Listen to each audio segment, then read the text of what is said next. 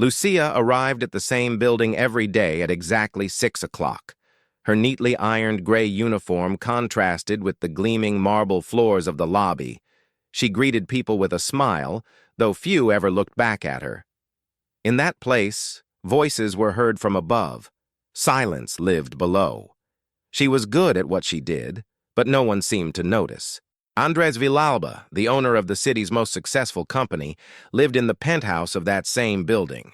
A man who believed he had everything: power, respect, money, and a hollow life disguised as success. He never imagined that one of his employees would be the one to make him see life through different eyes. Lucia never complained. But there were days when exhaustion blurred into sadness, and loneliness weighed heavier than any bucket she carried. In silence, she kept letters she never sent, and prayers she repeated without expecting answers. Until one night, after an endless shift, something inside her broke. She left the building without an umbrella, walking aimlessly through the streets until she stopped in front of a small church that was already closed. There, surrounded by the sound of passing cars and city lights, she knelt on the wet pavement. She didn't care who saw her. She lifted her face and whispered with trembling lips, "God, if you're still there, show me the way." Across the street, inside a dark car, Andres watched her silently. It was no coincidence he was there, and what he witnessed that night would change the way he understood life, love, and faith forever. Lucia's life was a routine with no pause. She woke before dawn, took the first bus, and arrived at a house where everything shone, except her. Yet there was something in her eyes, a quiet strength that neither fatigue nor silence could extinguish. That rainy night, the night she knelt asking for an answer, marked the beginning of something neither of them could have imagined. Andres Villalba, on the other hand, was a man whose success was measured in numbers, not feelings. His name appeared in magazines. His company was praised for its growth, but his heart was a deserted place. When he saw Lucia kneeling on the sidewalk, his world of certainties began to tremble. He didn't know why, but he couldn't forget her. The next morning, the image of that drenched woman wouldn't leave his mind. What was she doing there so late? What kind of pain drove her to seek help from heaven in the middle of the street? For the first time, Andres wanted to know something that money couldn't buy. And that curiosity, mixed with a quiet sense of guilt, pushed him to look beyond his own reflection. Without realizing it, Lucia had awakened something in him. Her faith, her simplicity, her ability to endure without bitterness intrigued him deeply. Between them stood a social abyss, and yet an invisible thread had begun to connect their lives. Before continuing this story, I invite you to subscribe to the channel and turn on the notification bell, because what you're about to hear will make you believe again, in faith, in love, and in second chances. Tell me in the comments which country or city you're watching from. I'd love to know how far this story that touches the soul will travel. The sound of the alarm wasn't enough to erase the image that had haunted him since the previous night. Andres woke early, but not with his usual mechanical energy. Something inside him had changed. As he looked at himself in the mirror, he remembered the eyes of that woman, kneeling in the rain, speaking to someone he couldn't see. That image had struck him more deeply than he wanted to admit. During breakfast, he tried to distract himself by going over reports, numbers, contracts.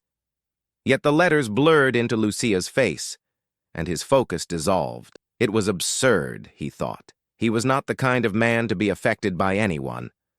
But there was in that woman a sadness so pure, so human, it broke through every wall of pride. At the office, his employees noticed his distraction. He answered in short phrases, lost track of conversations. Finally, in a sudden impulse, he called his assistant. "I need to know the name of the woman who cleans the floors of the central building," he said casually. "Lucia?" she asked, surprised.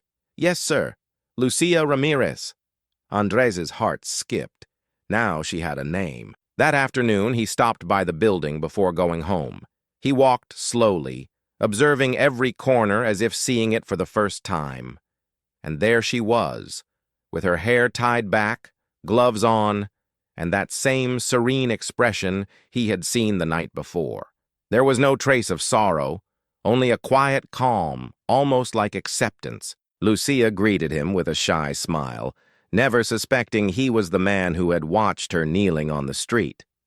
Andres tried to sound composed, but something in his voice gave him away. "Thank you for everything you do," he said, for no apparent reason. Lucia nodded, surprised by his kindness. She was used to being invisible. Over the following days, Andres found excuses to run into her. He asked trivial questions about the coffee, the lobby, the flowers. She always answered with respect and simplicity, unaware of his intentions. But the more he observed her, the more he felt there was something in her story he needed to understand. One afternoon, he saw her leaving hurriedly with an old coat. It was raining again. Andres hesitated, but followed her in his car, keeping a distance. He didn't know what he was looking for, only that he couldn't ignore what he felt. Lucia walked several blocks to an old neighborhood where the city noise faded. She entered a small, humble cafe and sat by the window. She took out a notebook, opened it, and began to write. Andres watched from outside, unable to go in. Her gestures carried a mix of sorrow and peace that completely disarmed him. After a few minutes, Lucia closed the notebook, made the sign of the cross, and looked up at the sky before leaving. Andres, without thinking, walked inside. The waitress noticed his curiosity and said quietly, "She comes almost every day. She writes prayers for the people she works with, says it's her way of making sure God doesn't forget anyone." Andres felt a knot in his throat. That night, as he drove home, he understood the rain hadn't been a coincidence. That woman's faith had touched him in a way he couldn't explain, even to himself. In the days that followed, Andres couldn't focus. Everything that once seemed vital, meetings, contracts, numbers, had lost meaning. He caught himself thinking about Lucia for no apparent reason, remembering her soft voice, her steady gaze, and that prayer beneath the rain. He didn't understand what tied him to her, but he knew it wasn't just curiosity. One morning, he went down to the lobby of the building where Lucia worked. He saw her cleaning the stairs with the same calm grace as always. There was something in the way she moved, the way she hummed softly while working, that gave him a sense of peace. Andres felt a sting in his chest, a mix of admiration and shame. Admiration for her strength, shame for having spent so much of his life without seeing the value in people like her. When she finished her shift, he approached her cautiously. "Lucia, could we talk for a moment?" he asked, uncertain, something that never happened to him. She looked up, surprised. "Of course, Mr. Villalba. Is something wrong?" Andres hesitated. "I just wanted to thank you for your work, and maybe offer you a cup of coffee if you don't mind." Lucia smiled politely but hesitated. She wasn't used to that kind of invitation. Still, she accepted. They sat in a small cafe nearby. Andres talked about his company, his routine, how life sometimes became so automatic that one forgot to feel. She listened silently, her eyes lowered until she finally replied, "We all have something we pretend not to feel, Mr. Villalba. The difference is that some of us still have to smile anyway." Her words disarmed him. There was no bitterness in them, only truth. Andres asked if she still wrote in the notebook she brought to the cafe. Lucia looked surprised but not offended. "Yes," she said, "I write prayers. Not for myself, but for others. It's my way of not losing faith." That night, Andres couldn't sleep. His thoughts circled around that woman who found comfort by helping others, while he, with all his power, felt empty. Something inside him began to shift. The next morning, without knowing why, he stopped in front of a church before going to the office. He went inside, sat in silence, and took a deep breath. It was the first time in years he had done something like that. Meanwhile, Lucia continued her routine, unaware of the effect she had caused. Each prayer she wrote bore a different name, a sincere intention. Some were for sick co-workers, others for strangers. That afternoon, she wrote one for someone who doesn't know how to ask for forgiveness. She didn't know why, but she felt she had to. Unable to resist, Andres returned to the cafe where he had seen her writing. He watched her from afar. There was something hypnotic about the way she closed her eyes before writing, as if speaking to something unseen. When she left, he stepped inside and noticed she had forgotten a loose sheet on the table. On it was the prayer she had written that same afternoon. He read it softly. God, help him understand that forgiveness doesn't make him weak, but free. Let him find in humility the courage he lost to pride, and let him know that there is still time to change. Andres felt a blow to the chest. Those words might as well have been written for him. That night, as he stood by the window watching the rain fall once more, he realized the storm hadn't been a coincidence. That woman's faith had touched him in a way he couldn't explain. He no longer felt like a spectator.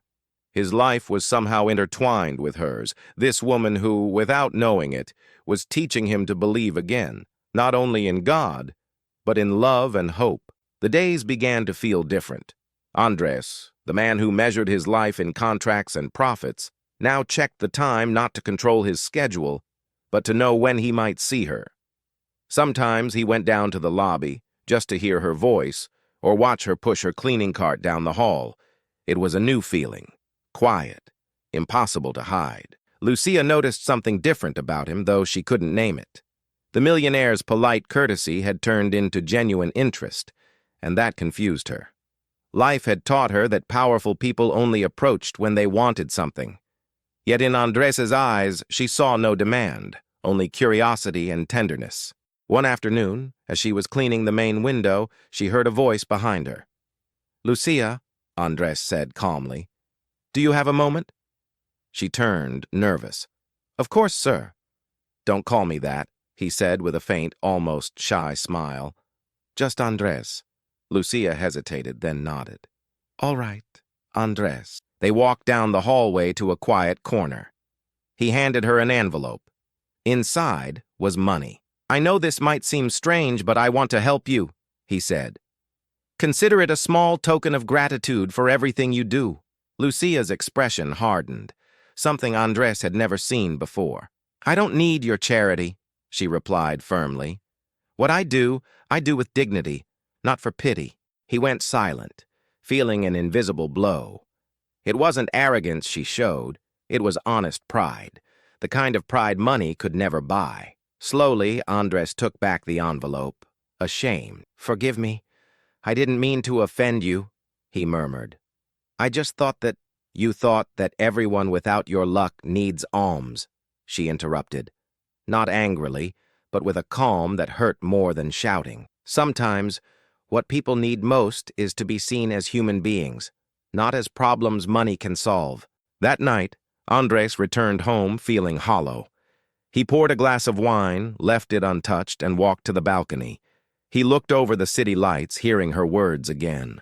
To be seen as a person. How long had it been since he truly looked at anyone? Since he listened or cared? He realized he was a prisoner of his own success. The next morning, he arrived at work earlier than usual. He waited in the lobby until she came in. She greeted him with a small smile. No resentment, no pride. That simple smile was enough to tell him he had a second chance to make things right. "Lucia," he said as she turned to leave. "Can we start over?" She paused, then nodded. "If you really want to start over, leave the money and bring sincerity." From that day on, their relationship changed. They spoke during her breaks, sharing stories, silences, even laughter. Lucia told him bits of her life, the family she'd left behind in the countryside, the nights she prayed not to give up, the dreams she hadn't yet dared to chase. Andres listened closely, realizing that this simple woman possessed a strength he never would. One Friday evening, when everyone had left, Lucia forgot her notebook in the lobby. Andres saw it lying on a table and, not wanting to invade her privacy, picked it up to keep it safe until Monday. But when he lifted it, a single page slipped out and fell to the floor. The sentence written on it froze his blood. "Someone is watching me, but I am not afraid. If God allows it, perhaps that gaze is part of his plan." Andres felt his breath catch. He didn't know if Lucia suspected him, or if deep down she had already understood that their destinies were quietly intertwining. For weeks, the bond between Lucia and Andres grew quietly. There were no promises or romantic words, but their glances spoke more than any conversation. She continued working with humility, her routine unchanged, while he found excuses each day to cross paths with her. For the first time in years, Andres smiled for no reason. But in the world of power, sincere smiles often spark suspicion. Marta, Andres's personal assistant, began to notice the growing closeness between them. She had served him for years, knew his distant character well, and seeing this newfound softness unsettled her. Not out of jealousy, but fear. Fear that someone like Lucia might destroy the perfect image the millionaire had built. One afternoon, while Andres was out at a meeting, Marta waited for Lucia in the lobby.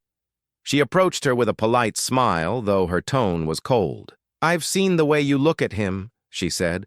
"Don't fool yourself. Andres Villalba isn't the kind of man who notices someone like you." Lucia met her eyes calmly. "I'm not trying to be noticed," she replied. "I'm just doing my job."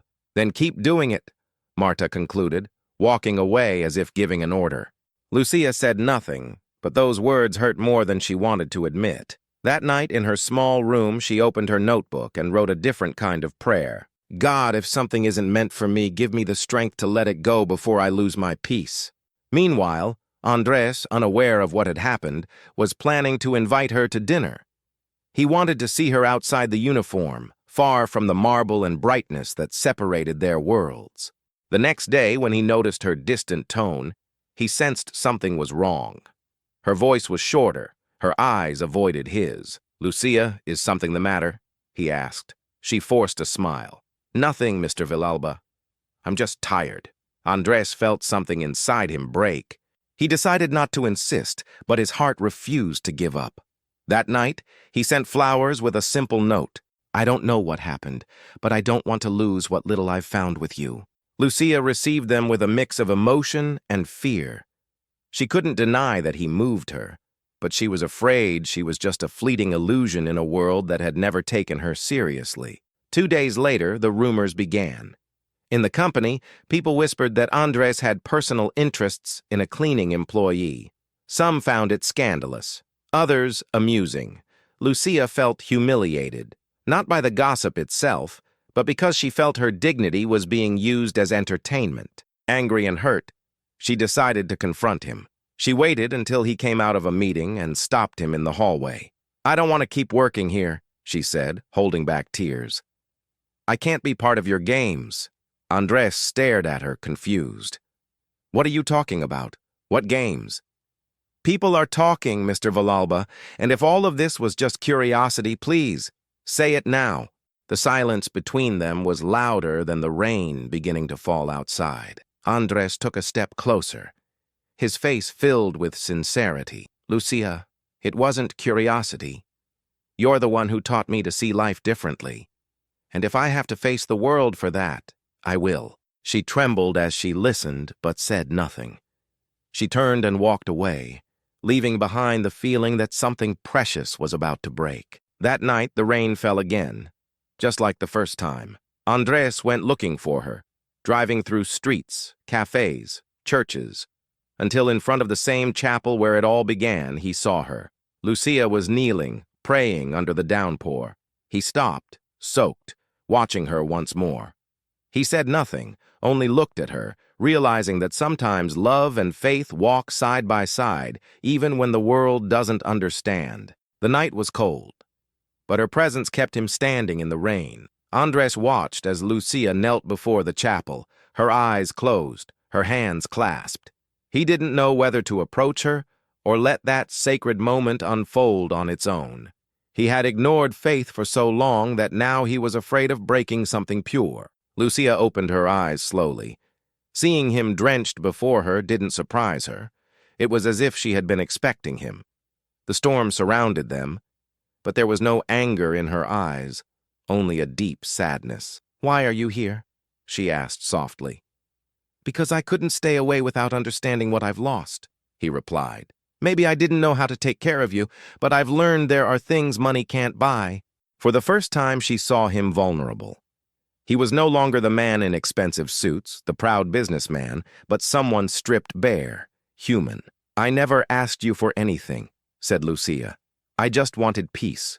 "And I," Andres replied, "just want to be worthy of that peace you've already found." The silence that followed was long, but not uncomfortable. The sound of the rain blended with their breathing. Andres took one step closer. "Lucia, I don't know when it started, but I need to see you every day. Because since I met you, everything finally makes sense." She lowered her gaze, tears mixing with the rain. "I don't know how to love from your world, Andres. Up there, love is bought. Down here, it survives." He smiled tenderly. "Then teach me to love from yours." Lucia looked at him, disbelief in her eyes. There was sincerity in his words, but also fear in his voice. They came from opposite worlds, yet something stronger than reason kept them standing there face to face. They talked for hours under the rain. Andres told her how he had felt reading her prayers, how each word had given him back something he'd lost years ago, hope. Lucia confessed she had prayed for him without knowing why, that she felt his sadness was greater than his wealth. When the rain stopped, they entered the chapel together. The scent of incense and the echo of raindrops on the roof created an air of peace. Andres knelt beside her, unashamed. "I don't know how to pray," he admitted. Lucia took his hand. "Just speak from your heart," she whispered. And he did. He didn't ask for success, or forgiveness, or love. He simply gave thanks for finding her. That simple prayer was, unknowingly, the first time Andres had spoken to God without the filter of power or wealth. When they left the chapel, the city was waking. Streetlights reflected off the wet pavement, and for the first time in a long time, Andres didn't feel in a hurry. Lucia walked beside him in silence. They didn't need promises. It was enough to know that both had changed. Weeks later, the rumors faded. No one talked about them anymore, but those who knew them said there was something different in the way they looked at each other. It wasn't a fairy tale, nor a perfect ending. It was the story of two souls who found each other in the rain, when one was asking for answers, and the other, unknowingly, was part of them. They say real stories don't always end with happily ever after, but with a lesson that lasts. The story of Lucia and Andres was one of those. Two souls who crossed paths by accident, or perhaps by destiny, in a city where hurry devours everything. She was searching for answers. He was searching for meaning. And without realizing it, they became each other's answer. Andres learned that love isn't measured by what you give, but by what you understand. Lucia discovered that even the hardest hearts can change when shown a little faith. They never made promises, but they kept walking together, facing stares, judgment, and doubt, with the same serenity she once had when she knelt in the rain. And so, between silences, prayers, and honest gestures, they built something few people ever understand.